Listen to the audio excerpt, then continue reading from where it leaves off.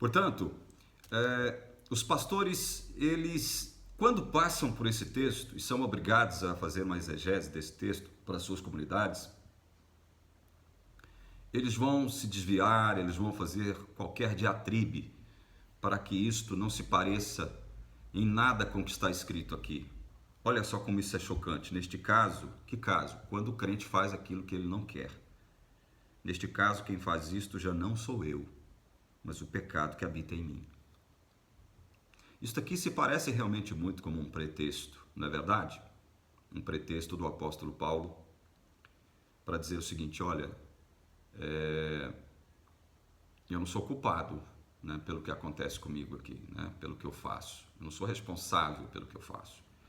Se parece muito com um pretexto nesse sentido, não é verdade? Mas veja, o que Paulo está tentando mostrar para a gente aqui é que isto acontece na vida de todo crente. Mesmo sendo crente, mesmo sendo uma nova criatura, o pecado ainda está presente na nossa vida. Por quê? Porque nós habitamos num corpo carnal, um soma, que possui uma sarx, uma natureza carnal, que gosta do pecado, que vive pecando, que gosta do pecado, que se identifica com o pecado. É isto que Paulo está tentando dizer. Nós, enquanto filhos de Deus, veja bem, enquanto filhos de Deus, não do ponto de vista experiencial, mas do ponto de vista da nossa posição diante de Deus, porque agora nós somos filhos de Deus. E enquanto filhos de Deus, nós não pecamos. Nós não temos a intenção de pecar. Nós não planejamos, enquanto filhos de Deus, pecar. Nós somos agora cidadãos do reino de Deus, dominados pelo Espírito Santo de Deus, e nesta condição nós não desejamos o pecado não nos satisfaz enquanto filhos de Deus. É isso que Paulo está tentando dizer. Agora, o pecado satisfaz a minha carne se satisfaz com o pecado. Ela ama o pecado, ela gosta do pecado. O pecado faz bem à minha carne, não a mim enquanto filho de Deus. Vejam como isso é um pouco complexo, mas nós temos que chegar a esta conclusão com base no que está escrito, porque senão nós vamos distorcer o sentido da palavra, distorcer o sentido daquilo que o apóstolo está dizendo, e vamos viver em conflito, que é o meu caso específico. Eu vivi em conflito durante muito tempo, porque eu passava por esses textos aqui de Romanos e não entendia absolutamente nada. Eu só entendia que eu era um zero à esquerda. Eu só pensava de mim as piores coisas possíveis. Não que eu seja santo, não que eu seja bonzinho, não que eu seja impecável. Não, mas é porque eu acabava desconfiando da graça de Cristo, desconfiando do próprio Cristo, desconfiando do poder de Deus, porque eu não havia ainda deixado de cometer ações pecaminosas, mesmo tendo passado pelo novo nascimento. Vocês estão me entendendo? Eu já falei sobre isso inúmeras vezes aqui na TV Caminho Livre. E veja, quando eu descubro que isso não era um problema meu, que o próprio apóstolo Paulo experimentou este conflito, esta tensão entre espírito e carne e espírito, aí eu me alegro, porque aí eu fico sabendo de uma realidade que não é só minha, mas que pertence a todo ser humano que já passou pelo novo nascimento. Portanto, o que Paulo está tentando nos mostrar aqui não é um pretexto para que nós saiamos por aí pecando à vontade. Ele simplesmente está radiografando o que acontece no íntimo, no interior de cada de cada crente. Ele está falando como crente, como pessoa regenerada, para pessoas regeneradas. Como ele diz no início do capítulo 7, eu estou falando para os que conhecem a lei. Estou me dirigindo a vocês que conhecem a lei. Estou falando especificamente para vocês que interpretam a lei de um modo errôneo. Quem está falando com vocês é alguém que também pensava do mesmo modo que vocês antes de passar pelo novo nascimento. É isso que Paulo está tentando dizer, gente. Olha, eu conheço o modo de vocês pensarem, eu conheço o que vocês pensam sobre a lei, qual é a perspectiva da lei nas vidas de vocês, na religião de vocês. Eu sei, eu conheço, eu sou um de vocês. Vocês estão se esquecendo? Paulo dizendo para os judeus cristãos. Então ele continua no verso 18, porque eu sei que em mim, olha só, quando ele diz em mim aqui no verso 18, este em mim não é o Paulo filho de Deus. Ele deixa claro isso, olha. Porque eu sei que em mim, isto é, na minha carne, não habita bem nenhum. Esqueça isso, meu irmão. Esqueça isso, minha irmã, de que na sua carne você possa ter algum resquício de bem. Não há. A sua carne está morta por conta do pecado. Já está morta, ela já está condenada à morte. E você está morrendo cada dia, do ponto de vista físico. Isto é ou não é verdade? E esta morte para a qual a carne está caminhando, ela é a morte penal. Não é algo natural, é algo penal. É uma consequência do pecado. Primeiro, do pecado de Adão. Entendam isso, meus queridos irmãos. Paulo então dizendo o seguinte, olha, porque eu sei que em mim, isto é, na minha carne, não habita bem nenhum, pois o querer o bem está em mim. Agora ele já fala enquanto homem de Deus. O homem segundo, o homem que ama a lei de Deus, segundo a mente, ele diz aqui, olha, pois o querer o bem está em mim. O querer o bem estava nele, mas não o poder de efetuar o bem. Na mente nós somos filhos de Deus, no coração nós somos filhos de Deus, mas nós habitamos um corpo carnal corrupto, corruptível, amalgamado com o pecado.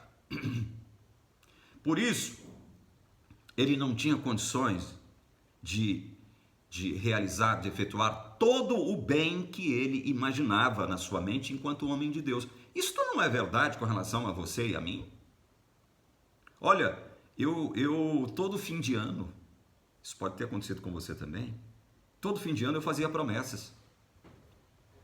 Dentro da igreja adventista vira aquela coisa, né? Fim de ano, todo mundo se congratulando, felicitando uns aos outros pelo Natal, aquela coisa, um ano novo, nova vida, vamos fazer uma promessa. E aí todo mundo fazia promessas, olha, o ano que vem vai ser diferente, minha vida vai ser diferente, vou fazer isso, vou fazer mais aquilo, quero fazer mais aquilo outro, quero ser uma pessoa melhor, quero fazer mais caridade, quero ajudar mais o próximo, quero dar mais estudos bíblicos, quero pregar mais o evangelho. Olha, o querer o bem estava em mim. Né? Dias depois de eu fazer todas essas promessas, lá estava eu de novo, chafurdado na lama do pecado.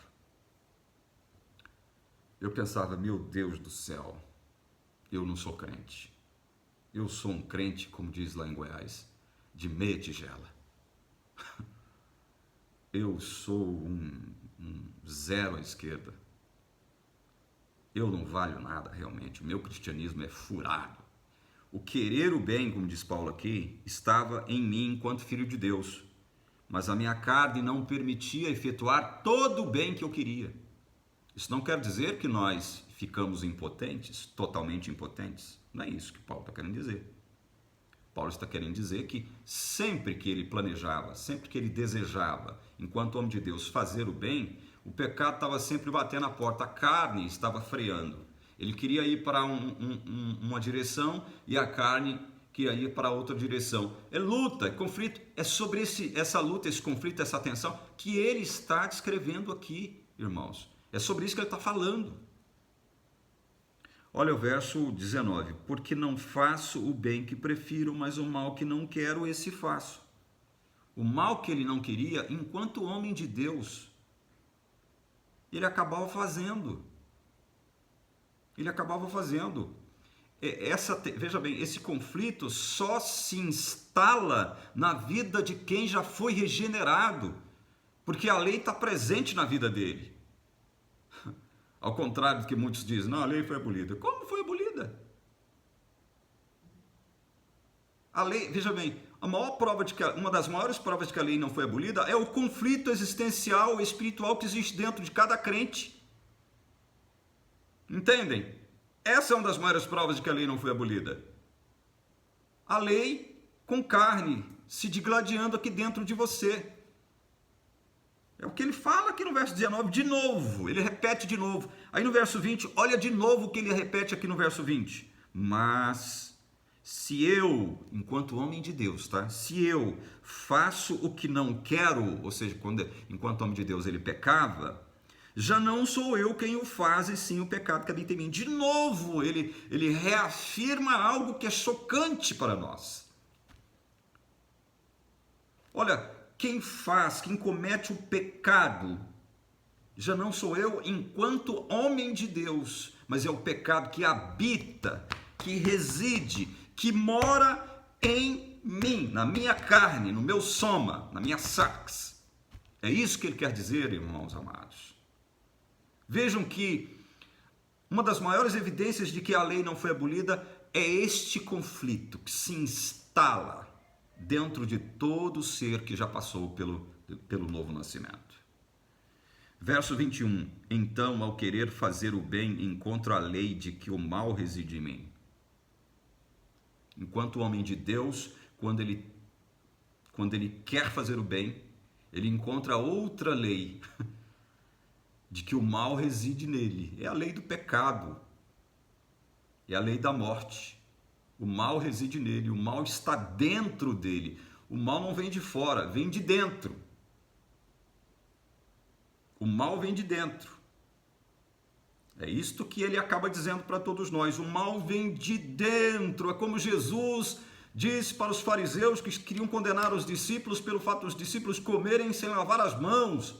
Aí Jesus vai dizer o seguinte para eles: olha, o que vem de dentro é o que contamina e não o que vem de fora, porque Jesus estava evidentemente falando num contexto em que todos os judeus sabem que o alimento deles era muito bem cuidado, muito bem preparado, eram alimentos que produziam o verdadeiro bem para os seus corpos, né? Então eles não comiam nada impuro, nada imundo, eram zelosos com relação à alimentação. Neste contexto, Jesus diz para eles: olha, o que faz mal, o que contamina não é o que vem de fora, mas o que sai de dentro. Aí ele vem falando, é adultério, é morte, é cobiça, é a mentira, tudo isso vem de dentro. Então Paulo está aqui em sintonia com o nosso Cristo, nosso Jesus, quando ele diz isso aqui no verso 21, o mal reside em mim. Olha o verso 22, porque no tocante ao homem interior tenho prazer na lei de Deus. Aí ele vem aqui e crava esse homem interior. Segundo o homem interior, ele tinha um verdadeiro prazer na lei de Deus. O que significa isso? Significa que quem está falando isso aqui é um fariseu não convertido, como muitos teólogos, inclusive reformados, afirmam? Pasmem os senhores, hein? Tem teólogos reformados que afirmam isso que eu acabei de dizer. Não, quem está dizendo isso aqui é um judeu que ainda não foi convertido. Porque nenhum cristão poderia dizer isso. Tem um teólogo famoso aí, inclusive eu li um livro dele recentemente, que afirma isso que eu estou dizendo para vocês. No livro em que eu li. Não, quem está dizendo isso aqui é um judeu que não convertido ainda. Como? Por que esse ódio com relação à lei de Deus? Por que essa birra com relação à lei de Deus? Todos estes que mantêm este posicionamento em relação à lei de Deus estão dando evidências claras e inequívocas de que não conheceram o verdadeiro papel da lei de Deus ainda. Este, inclusive, que fala isso é doutor, hein? Doutor em teologia, não sei que área. É um absurdo um negócio desse, é uma vergonha um PhD, um doutor, seja de que natureza, de que área for, vir a público e dizer isso. Não, quem está falando isso aqui, ó, porque no tocante ao homem interior tem prazer na lei de Deus, é um judeu não convertido. Pelo amor de Deus. Segundo o homem interior, ou seja, que homem interior é esse? É a nova criatura, é aquele ser novo que Jesus gerou através do novo nascimento. É um filho de Deus que está falando isso, segundo o homem interior, não segundo a carne, é segundo o homem interior. Ele tem prazer na lei de Deus. Por quê? Porque, segundo o homem interior, ele pensa no sentido de fazer o que a lei determina. A cosmovisão dele se adequa a cosmovisão celestial, a cosmovisão divina. Os pensamentos dele estão em harmonia com os pensamentos de Deus, a vontade dele está em harmonia com a vontade de Deus. É isso que significa, segundo o homem interior, tenho prazer na lei de Deus. É isso que significa. E não é preciso ter diploma de mestrado, de doutorado na parede para poder entender certas coisas que Paulo diz aqui. Basta você se ater ao contexto. Ao contexto. Aquilo que ele está dizendo em todo o livro de Romanos até aqui.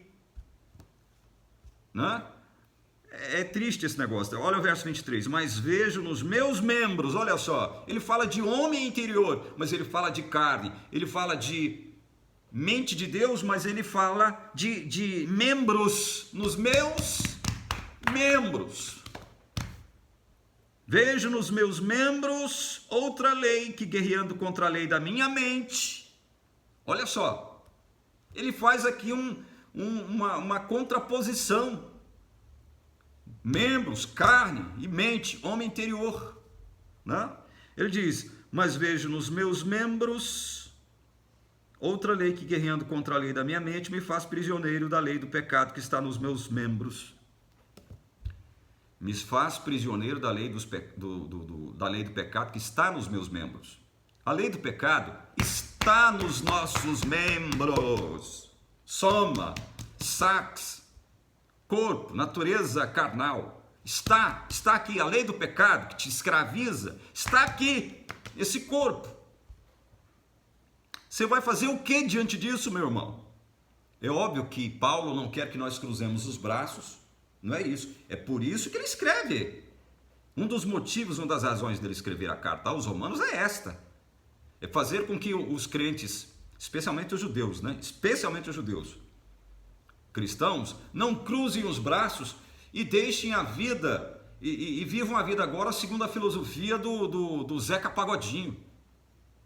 Deixa a vida me levar, a vida leva eu. Deixa a vida me levar. Paulo não quer que os cristãos judeus de Roma vivam segundo a filosofia Zeca Pagodinho. É por isso que ele está escrevendo isso aqui. Não é para a gente cruzar os braços e deixa a vida me levar. Não, é para a gente guerrear. É uma guerra pessoal, íntima, minha, sua. Entendem? Estão entendendo? Mas esta guerra só existe porque a lei de Deus está aqui, presente em nós, através do Espírito Santo. E é o Espírito Santo que nos guia. Entendem isso? O Espírito Santo que nos guia. Então há um conflito. Há um conflito. Há uma tensão. E este conflito, esta tensão, é uma das maiores evidências de que a lei não foi abolida. Certo? Desventurado o homem que sou, quem me livrará do corpo desta morte? Do corpo desta morte que me aprisiona ao pecado. Quem me livrará? Ele diz aqui no verso 25, graças a Deus por Jesus Cristo, nosso Senhor, de maneira que eu de mim mesmo, com a mente, sou escravo da lei de Deus. Com a mente, eu sou escravo da lei de Deus. Que maravilha. Aí ele termina o versículo 25 dizendo o seguinte, mas, segundo a carne, da lei do pecado. Isso aqui é o cristão, isso aqui é o crente. Isso aqui não é, como diz esse teólogo ao qual me referi, eu não vou dizer o nome dele. Isso aqui não é um achado, uma conclusão de um judeu não convertido. Isto aqui é o retrato fiel de um cristão, de uma pessoa que já foi convertida, que já passou pelo novo nascimento. Segundamente, somos escravos da lei de Deus. Nós temos um verdadeiro prazer. Nós pensamos como Deus, né? Nós pensamos como Deus, temos a vontade de Deus dentro de nós, temos a mente de Cristo dentro de nós. Mas como no nosso corpo não reside bem nenhum, o pecado habita, mora aqui, né? A lei do pecado está aqui, instalada aqui dentro. Há esse conflito. Choque, conflito. Entendem? É isso que Paulo está mostrando para a gente aqui. E aí eu quero ler, veja bem, eu só quero ir até no capítulo 8, até o verso 4, para vocês entenderem como é que Paulo procura fechar essa questão aqui, tá? Na verdade, ele não fecha, ele continua, mas para o nosso foco é preciso ler esses 4 versículos aqui, Romanos 8, de 1 a 4. Aí Paulo, depois de dizer tudo isso, descrever esse conflito entre espírito e carne, entre mente, homem da mente interior e homem com a mente, com o corpo cheio de pecado, ele escreve essa tensão, esse conflito, ele vai dizer o seguinte, olha: agora, pois, já nenhuma condenação há para os que estão em Cristo Jesus. Ora, se ele estivesse descrevendo a vida de um judeu não convertido, ele não poderia falar isso aqui. Agora, pois, ele está escrevendo para judeus cristãos que já foram convertidos, só que não estavam sabendo colocar a lei na perspectiva correta. Estavam fazendo um uso ilegítimo da lei. Ilegítimo da lei. Entendem? E Paulo, então, teve que escrever a carta aos Romanos para colocar as coisas na sua perspectiva correta. Olha, a lei não é o que vocês estão pensando, não. A verdadeira lei de Deus, ela faz justamente o contrário daquilo que vocês estão pensando. E vocês, vejam bem, vocês já foram salvos. Vocês já foram salvos. E não adianta vocês virem aqui falar uma coisa e no íntimo, no vosso íntimo, né?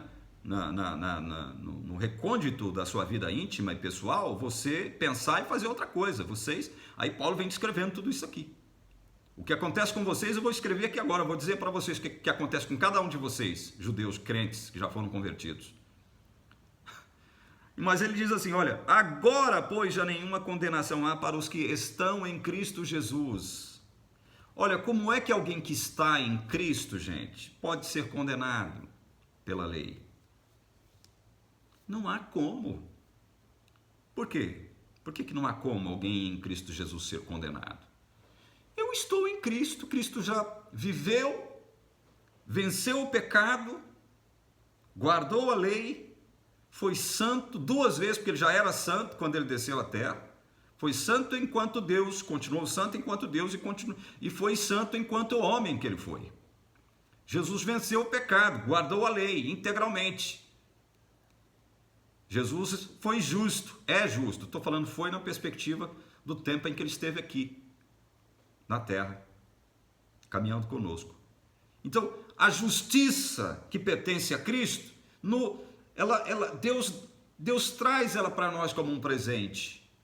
Eu creio em tudo que Cristo fez por mim. Se eu creio em tudo que Cristo fez por mim, essa justiça de Cristo agora me pertence. Eu estou em Cristo. Como é que eu, estando em Cristo, posso ser condenado agora pela lei? Ela condena os meus pecados, as minhas ações, mas as ações agora pecaminosas não são minhas enquanto homem de Deus, mas do meu corpo, do meu soma.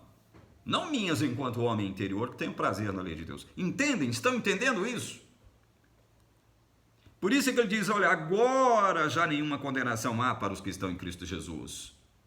Porque se você não entender deste modo, Paulo está sendo tremendamente contraditório. Se você não entende desse modo que eu estou explicando para você, Paulo estará sendo tremendamente contraditório. Como é que alguém que fala que está escravizado ao pecado, que os seus membros, a sua carne ainda é escravo do pecado, pode dizer que agora, pois, já nenhuma condenação há para os que estão em Cristo Jesus? Se você não entender deste modo que eu estou explicando para você aqui. Tá, continuemos. Agora, pois, já nenhuma condenação há para os que estão em Cristo Jesus. Por quê? Aí ele vem dizendo por quê. Porque a lei do Espírito da vida em Cristo Jesus te livrou. Presta atenção nisso aqui, ó. A lei do Espírito da vida em Cristo Jesus. É a lei da graça, né? Ela te livrou, já te livrou. Te livrou do quê? Da lei do pecado e da morte. Aquela lei que te condenava, você está livre dela. Como ele mesmo diz aqui no início do capítulo 7, nós analisamos no vídeo anterior. Estamos livres desta lei, já morremos para ela. Por que mesmo? Por causa do corpo de Cristo. Como ele diz aqui no início do capítulo 7, no versículo 4. Estão entendendo? Olha o verso 3. Porquanto o que fora impossível à lei, no que estava enferma pela carne. O que era impossível à lei? Salvar. Ela estava enferma pela carne. Por quê? Pela carne ela estava enferma. A carne de todos nós. Porque ela estava condenada à morte. Na carne, na nossa carne, não habita bem nenhum. Então a lei estava enferma por causa da carne. Isso fez Deus. O que a lei não podia fazer, isso fez Deus. Deus fez. O que a lei não podia fazer, Deus fez. O que é? Salvar. Isso Deus fez enviando seu próprio Filho em semelhança de carne pecaminosa e no tocante ao pecado. E com efeito condenou na carne de quem que Deus condenou o pecado? Deus condenou na carne o pecado. Na carne de quem que Deus condenou o pecado? Na carne do seu próprio Filho, que veio em semelhança de carne pecaminosa. Jesus não possuía tendências pecaminosas dentro de si. Jesus veio na condição do Adão pré-queda. Ele não veio na condição do Adão caído, enquanto ser humano. Ele veio na condição do Adão pré-queda. Ele foi tentado em coisas. Você vê, olha, quando você presta atenção na tentação de Cristo lá no deserto. Olha, transforma essas pedras em pães. Por que isso? Porque estava com fome, né? Eu vou te mostrar todos os reinos do mundo, né? Que eu vou te dar tudo isso. Se você prostrado me adorar, disse o diabo para ele, né?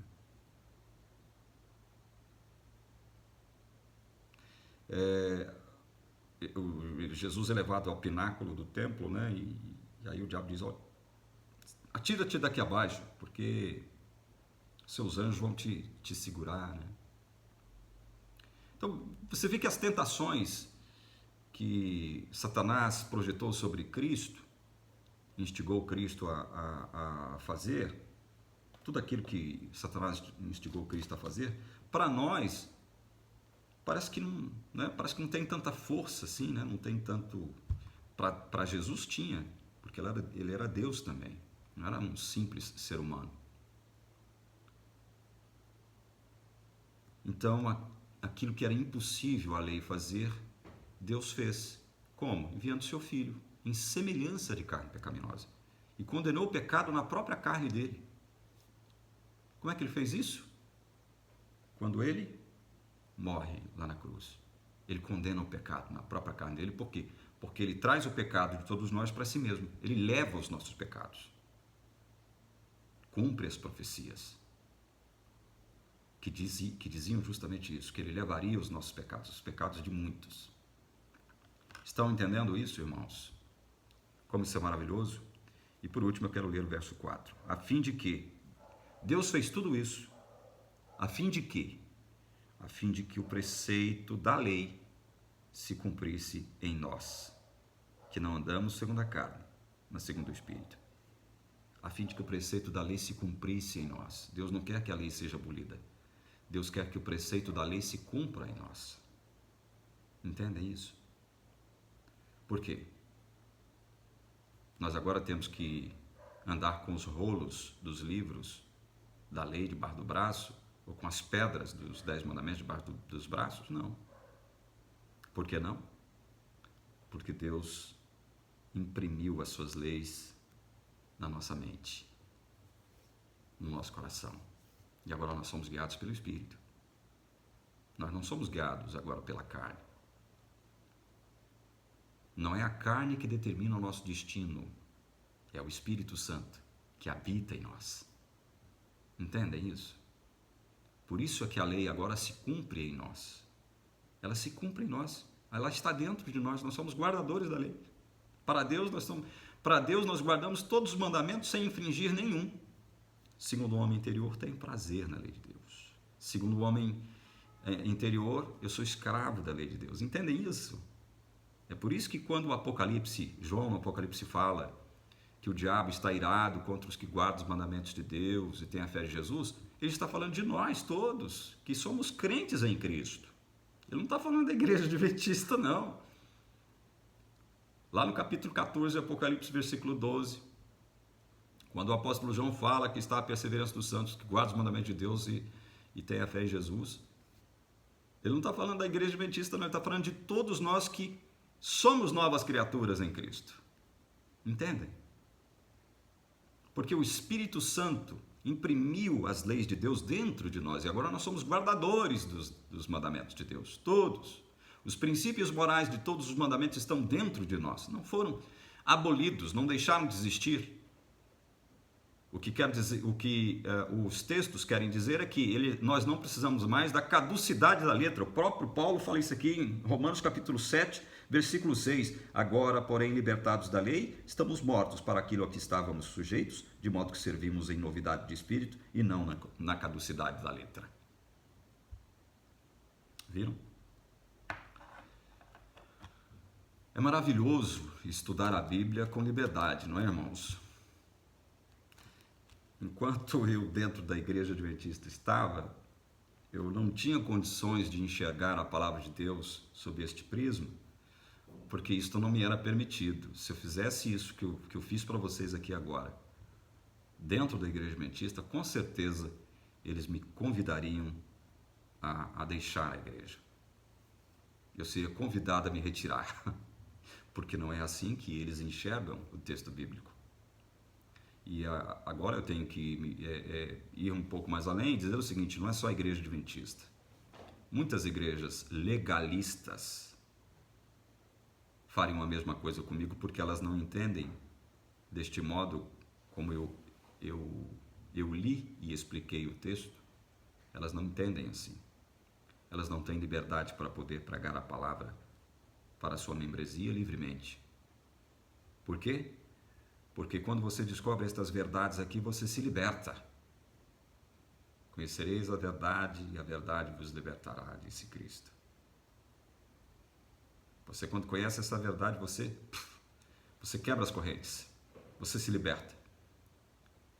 E as denominações, vejam bem, eu não estou querendo generalizar, mas a maioria absoluta delas querem manipular e controlar você. Quando você descobre estas verdades maravilhosas, você se liberta desta manipulação e deste controle, que é exercido, muitas vezes, de modo ditatorial e tirânico sobre você. Muitas, não todas, muitas denominações oprimem e reprimem os seus membros. E nós não podemos permitir que isso aconteça. Por isso que nós estamos pregando o Evangelho aqui na TV Caminho Livre, de forma livre. Que Deus te abençoe e te guarde.